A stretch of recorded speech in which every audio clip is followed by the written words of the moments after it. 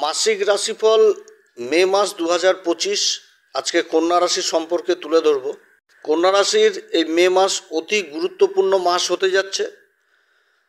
শনিদেবের রাশি পরিবর্তন হয়ে গেল, আর এই মাসে অনেকগুলো পরিবর্তন হবে। রাশির অধিপতি বুধের পরিবর্তন 6 তারিখে, তারপরে সূর্যের পরিবর্তন মাসের মধ্যভাগে, তারপরে দেবগুরু বৃহস্পতির পরিবর্তন, সবথেকে বড় পরিবর্তন এটা। দেবগুরু বৃহস্পতি 14-15 তারিখে অবস্থান করবে মিথুন রাশিতে, যেটা কর্মের ঘর। এবং তার সাথে সবথেকে বড় পরিবর্তন আবার হতে যাচ্ছে রাহু এবং কেতুর পরিবর্তন। কেতু এতদিন রাশির উপর অবস্থান করছিল, এবার কেতু সরে চলে আসবে দ্বাদশ ঘরে, এবং রাহু সরে চলে আসবে এবার একদম ষষ্ঠ ঘর কুম্ভ রাশিতে। তবে সব থেকে ভালো জিনিস হতে যাচ্ছে কি, যে দেবগুরু বৃহস্পতির দৃষ্টি এই রাহুর উপর কিন্তু থাকবে। রাহু ষষ্ঠ ঘরে অবস্থান করছে, আর দেবগুরু বৃহস্পতি কর্মের ঘরে অবস্থান করবে। তো আজকে বিশেষভাবে বলবো কন্যা রাশির এই মাসে স্বাস্থ্য, তারপরে শরীর স্বাস্থ্য, সন্তান, শিক্ষা, প্রেম, ভালোবাসা, দাম্পত্য জীবন, ভাগ্য, কর্ম নিয়ে। আর বলবো হচ্ছে গ্রহদের অবস্থান নিয়ে, যে গ্রহ কোন অবস্থায় রয়েছে এটাও তুলে ধরবো। তো অনুষ্ঠানটি শুরু করার আগে সমস্ত দর্শক বন্ধুদের কাছে নমস্কার জানাই, এবং যারা নতুন দর্শক, যারা দেখছেন আবার বহুদিন ধরে, হয়তো কৌতূহলবশত সাবস্ক্রাইব করেননি, তাদের কাছে বিশেষ অনুরোধ করব চ্যানেলটি সাবস্ক্রাইব করার জন্য। যদি ভালো লাগে তাহলে লাইক, শেয়ার, কমেন্ট অবশ্যই করবেন। তবে আগামী দিনে এই কন্যা রাশি সম্পর্কিত বহু ভিডিও আমাদের চ্যানেলে আপলোড দেওয়া হবে। যারা জ্যোতিষী প্রেমী, জ্যোতিষীকে ভালোবাসেন, জ্যোতিষীকে বুঝেন, তাদের জন্য আশা করি খুব ভালো হবে। তবে আমি কোনো রকম দর্শক বন্ধুদের বিভ্রান্তের মধ্যে রাখতে চাই না। এটা গ্রহদের গোচরের উপরই আলোচনা করা হচ্ছে, আর এটা আপনারা চন্দ্র রাশি অনুসারে কিংবা লগ্ন হিসাবেও দেখতে পারেন। তো যাই হোক, কন্যা রাশির ক্ষেত্রে গ্রহদের অবস্থান এইরূপ। রাশির উপর অবস্থান করছে কেতু উত্তরা ফাল্গুনী নক্ষত্রে, যেটা সূর্যের নক্ষত্র, এবং মাসের 18 তারিখে আবার রাশি পরিবর্তন করে চলে আসবে দ্বাদশ ঘর সিংহ রাশিতে। রাশির ষষ্ঠ ঘর যেটা হচ্ছে কুম্ভ রাশি, এই ঘরে আবার চলে আসবে রাহু 18 তারিখ থেকে। আর রাশির যেটা সপ্তম ঘর, এই ঘরে শনিদেব অবস্থান করছে নিজের নক্ষত্র উত্তরা ভাদ্রপদে, এবং শুক্রও রয়েছে উত্তরা ভাদ্রপদে। তার সাথে রাশির অধিপতি বুধ রয়েছে। বুধ আবার 6 তারিখে চলে আসবে অষ্টম ঘরে। তো অষ্টম ঘরে আবার সূর্য রয়েছে, সূর্যের সাথে বুধাদিত্য যোগ তৈরি হচ্ছে। সূর্য আবার 15 তারিখে রাশি পরিবর্তন করে চলে আসবে ভাগ্যের ঘরে। ভাগ্যের ঘরে অবস্থান করবে বৃষ রাশিতে, এবং দেবগুরু বৃহস্পতি আবার 15 তারিখে রাশি পরিবর্তন করে চলে আসবে কর্মের ঘর, যেটা হচ্ছে মিথুন রাশি।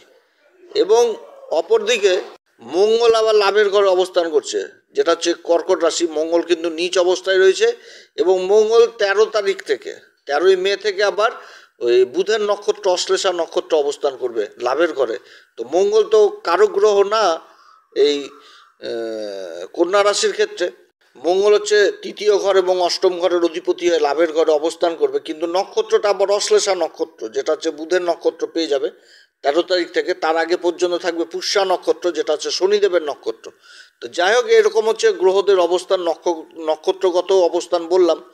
এবার সবার প্রথম এই কন্যা রাশির শরীর স্বাস্থ্য নিয়ে সবার প্রথম আলোচনা করব। রাশির অধিপতি বুধ 6 তারিখে রাশি পরিবর্তন করে চলে আসবে অষ্টম ঘরে, এবং বুধের সাথে সূর্যের জুতি তৈরি হচ্ছে। তো এখানেতে বুধাদিত্য যোগ 15 তারিখ পর্যন্ত, তারপর সূর্য আবার ভাগ্যের ঘরে অবস্থান করবে। তো অষ্টম ঘরে বুধের এই অবস্থান সূর্যের সাথে, তো যাদের ত্বকজনিত সমস্যা রয়েছে এদিক থেকে সাবধান। মাইগ্রেনের ব্যথা, তারপরে চোখের যাদের অসুখ রয়েছে, এই সমস্ত যথেষ্ট বৃদ্ধি পাওয়ার সম্ভাবনা রয়েছে। দাঁতের সমস্যা, অস্থিজনিত সমস্যা, এগুলো বৃদ্ধি পাওয়ার সম্ভাবনা থাকছে। এবং সূর্য চলে গেলেও বুধ কিন্তু অষ্টম ঘরে অবস্থান করছে, অর্থাৎ এই সমস্ত দিক থেকে কিন্তু কিছুটা হলেও সমস্যাতে পড়বে এই সময় এই কন্যা রাশি।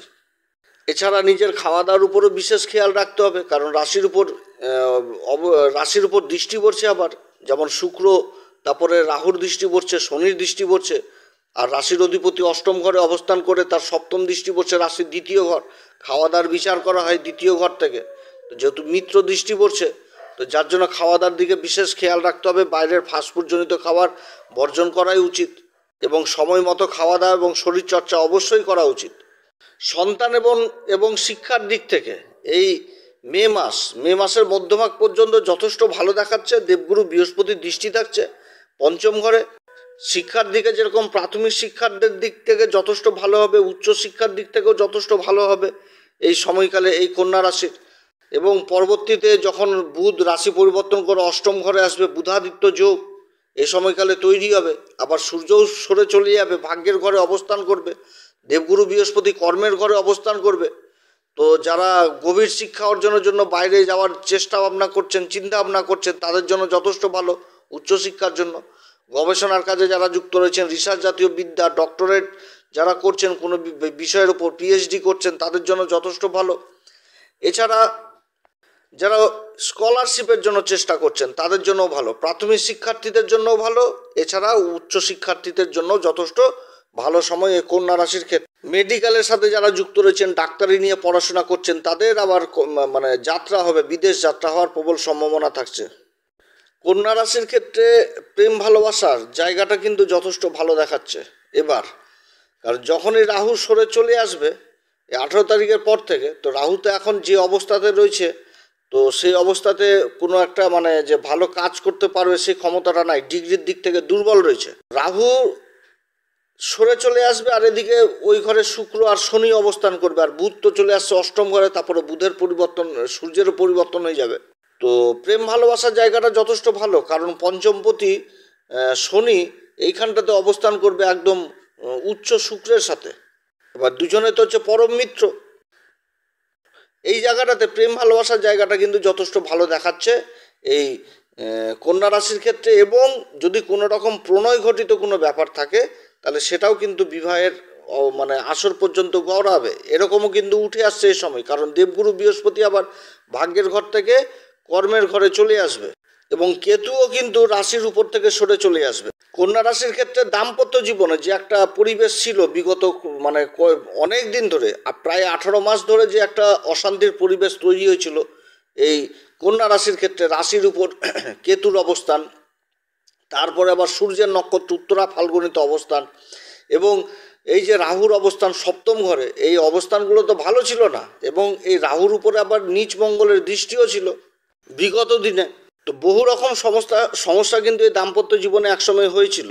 তো এখন সেই সমস্যা থেকে কিন্তু মুক্তি পেতে যাচ্ছে। এটা কিন্তু সব থেকে বড় জিনিস হতে যাচ্ছে এই কন্যা রাশির ক্ষেত্রে, যে রাহু আর কেতু পরিবর্তন খুবই একটা ভালো বেনিফিট দিবে সাংসারিক জীবনে। সাংসারিক জীবনে একটা ভ্রম, একটা নিজেদের মধ্যে যে একটা মনোমালিন্য, একটা মানে বিশৃঙ্খল পরিবেশ তৈরি, এটা থেকে কিন্তু রেয়াত পেতে যাচ্ছে এই সময় এই কন্যা রাশি। যেদিনই রাহু আর কেতুর পরিবর্তন হবে, সংসারের জায়গাটা আস্তে আস্তে ভালো হবে। আর এদিকে শনি এবং শুক্রের যে জুতিটা এই দাম্পত্যর ঘরে, যে সপ্তম ঘরে, এটা কিন্তু 31শে মে পর্যন্ত থাকবে। তারপরে কিন্তু আবার ওই শুক্রও সরে যাবে, তো শনি এখানটাতে একাই থাকবে, বহুদিন পর্যন্ত থাকবে। এবং শনি মীন রাশিতেই অবস্থান করছে, এবং যে রাশির উপর দৃষ্টি দিচ্ছে সেটা হচ্ছে তার মিত্র রাশি, বুধ হচ্ছে তার পরম মিত্র। অতএব সংসারের দিক থেকে কিন্তু একটা স্থিরতা দেখাচ্ছে এই সময়, কারণ শনি কিন্তু ধীর গতিতে চলা গ্রহ, স্থির জিনিসটা কিন্তু বুঝাবে, ধৈর্য ধরে চলা, এই জিনিসগুলো কিন্তু বুঝাবে এখানটাতে। তো সাংসারিক জীবনে যে অশান্তি চলছিল এবার কিন্তু সেটা দূর হচ্ছে, সূর্যের পরিবর্তনেও দূর হয়েছে, এবং রাহুর পরিবর্তনে আরও সেই জিনিসগুলো কেটে যাবে।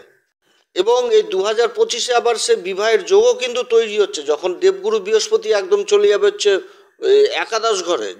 যখন দেবগুরু বৃহস্পতি উচ্চ অবস্থায় অবস্থান করবে এবং শনির উপর দৃষ্টি পড়বে, শনি তো মীন রাশিতে অবস্থান করছে দেবগুরু বৃহস্পতির রাশিতে, আর দেবগুরু বৃহস্পতি উচ্চ ঘরে অবস্থান করবে। তো উচ্চ ঘরে অবস্থান করে নিজের ঘরকে দেখবে, যেটা হচ্ছে সপ্তম ঘর, দাম্পত্য জীবনের ঘর এই কন্যা রাশির ক্ষেত্রে।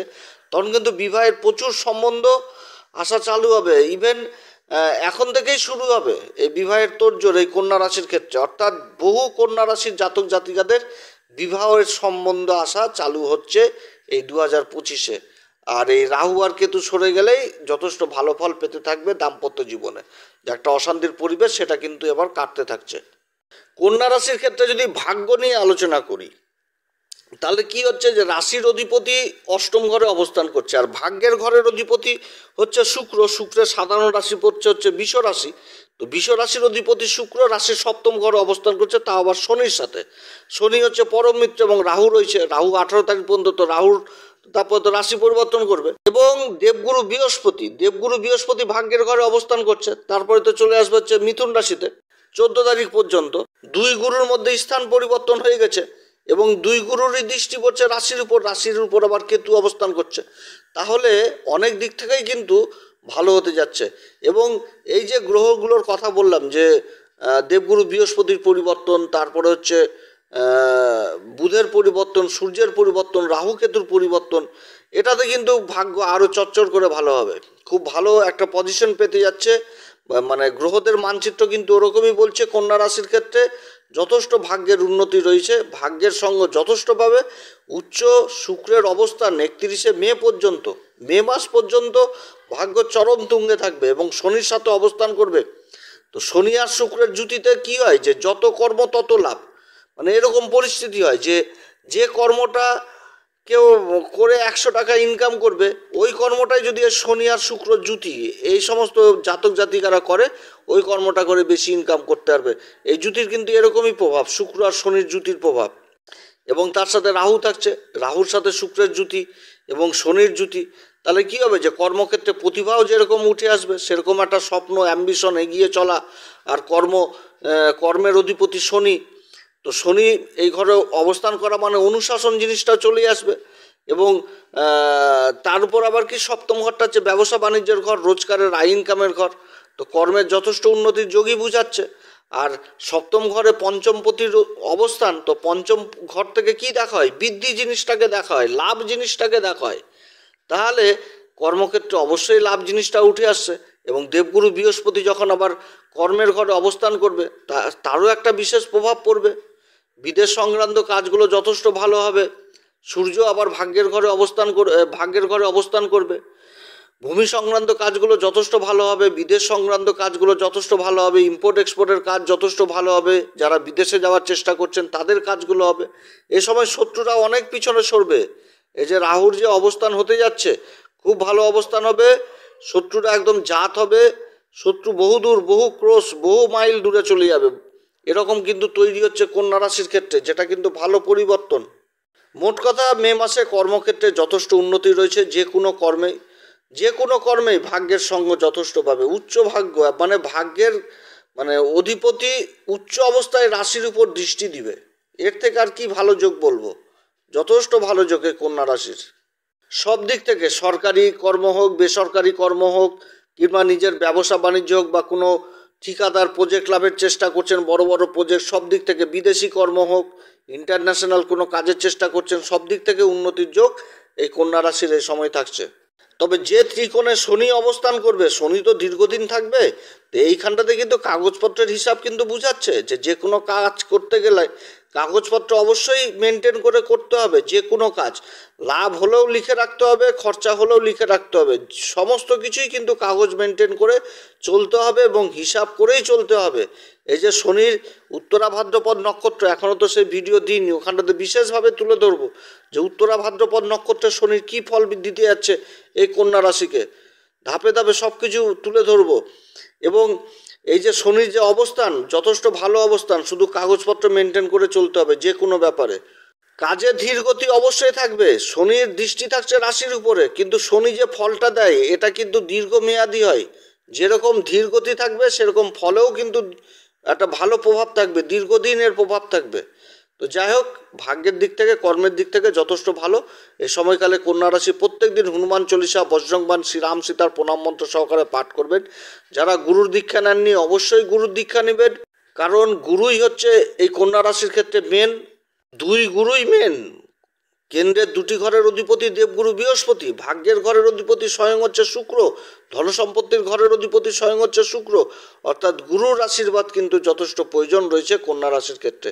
যার জন্য গুরুর যারা দীক্ষা নেননি তারা অবশ্যই জীবনে গুরুর দীক্ষা নেবেন। এছাড়া মন্দিরে পূজারীদের দান দক্ষিণা দিয়ে তাদের পা ছুঁয়ে আশীর্বাদ নেবেন, যথেষ্ট ভালো ফল পাবেন। সূর্যদেবকে অবশ্যই অর্ঘ্য দিবেন, কারণ সূর্য হচ্ছে বিদেশ, সমস্ত বিদেশ, ব্যয়, ইনভেস্ট, এগুলো কিন্তু সূর্য থেকে দেখা হয়। অতএব সূর্যদেবকে প্রসন্ন অবশ্যই করতে হবে, তার উপাচার অবশ্যই করতে হবে, পিতাকে যথেষ্ট সম্মান করতে হবে, তাহলেই যথেষ্ট ভালো ফল পাবে কন্যা রাশি। তো যাই হোক, অনেক আলোচনা করলাম। যদি এই পরামর্শ সত্যি ভালো লাগে, তাহলে নিজের ভেবে এই অ্যাস্ট্রো এস এম বাংলা চ্যানেলকে অবশ্যই সাবস্ক্রাইব করবেন, লাইক করবেন, শেয়ার করবেন। আপনারা সবাই ভালো থাকেন। পরবর্তীতে আবার একটি নতুন পর্ব নিয়ে আসবো। নমস্কার, ধন্যবাদ।